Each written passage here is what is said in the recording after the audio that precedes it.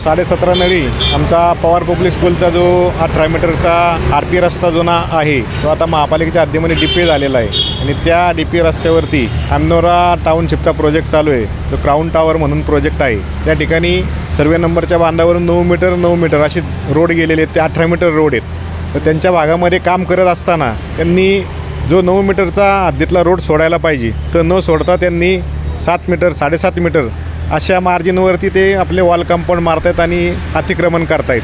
वास्तविक पाहता हा जुना RP रोड आहे, माळवाडीपासून जो येतो तो केशवनगरला जाऊन मिळतो, अंडरपासमधून तो बाहेर पडतो।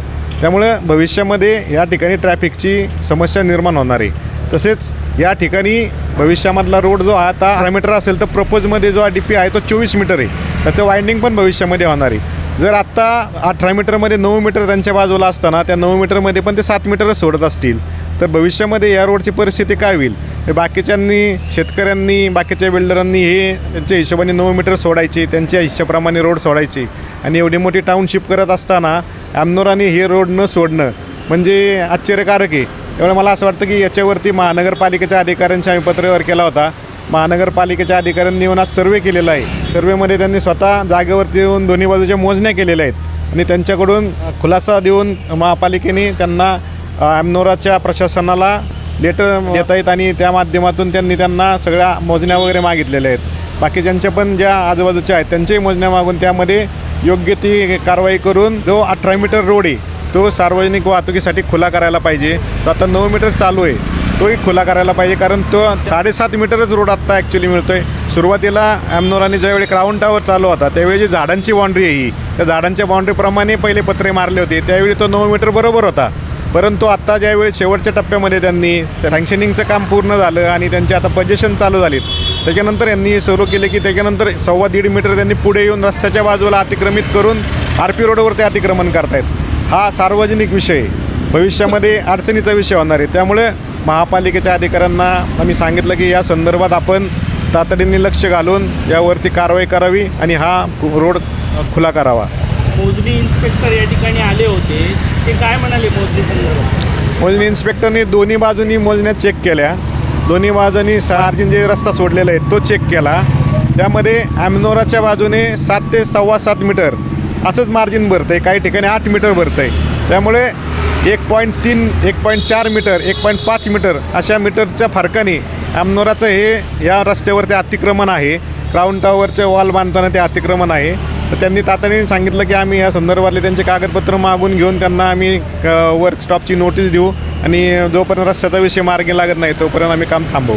आत्ता महानगरपालिकेचे जे कोण बांधकाम विभागाचे अधिकारी, तसेच भूषणदादा तुपे, संदीप नाना तुपे, अमोल नाना तुपे आणि शैलेश तुपे, दिलीप तुपे असे सर्वजण आम्ही आलो आणि माळवाडीवरनं अमनोराकडे येणारा जो रस्ता आहे तर रस्ता 9 मीटरचा मार्बलनी सोडलेला आहे आणि तसेच DSKनी सोडलेला आहे। तसंच आम्ही इथं मोजमाप टाकून जर पाहिलं तर हा मुळातच 18 मीटरचा रस्ता आहे आणि इथं जर प्रत्यक्ष पाहिलं असता त्या अधिकाऱ्यांना आणून आम्ही टेप टाकून मोजणी केली।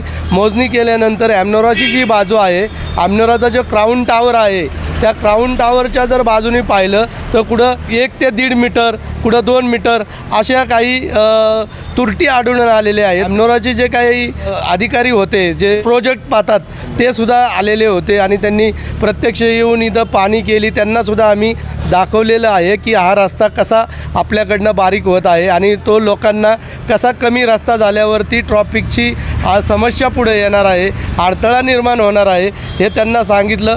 जर त्यांनी रस्ता कमी करण्याचा प्रयत्न केला तर आम्ही महानगरपालिकेत जाऊन आंदोलनाला सुद्धा बसणार आहे आणि आत्ता आम्ही हे कामसुद्धा थांबवलेलं आहे। त्यांना सांगितलेलं आहे की हा रस्ता जो नियमाप्रमाणे आहे तोच झाला पाहिजे आणि तसं नाही झालं तर मग आम्ही न्यायालयात जाणार आहोत। या ठिकाणी जर आपण पाहिलं तर कमीत कमी 3 ते 4 शाळा आहेत। शाळेंच्या बघा आपण जर पाहत असाल तर बरेचशा शालेय विद्यार्थ्यांच्या गाड्यासुद्धा जात येत असतात। ह्या रोडला मोठ्या प्रमाणात ट्रॉफिक आहे आणि इथे मोठ्या प्रमाणात ट्रॉफिकची वर्दळ असते। असं असताना हा जर रस्ता बारीक झाला तर मोठ्या प्रमाणामध्ये ट्रॉफिकचा अडथळा निर्माण होणार आहे। हे सुद्धा आम्ही महानगरपालिकेच्या PMRDचे जे कोण अधिकारी आहेत त्यांना आम्ही हे कळवलेलं आहे।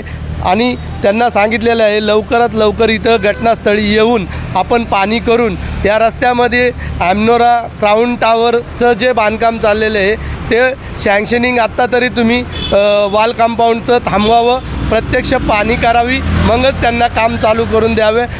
तोपर्यंत ते काम थांबवावं असं आम्ही त्या अधिकाऱ्यांना सांगितलेलं आहे.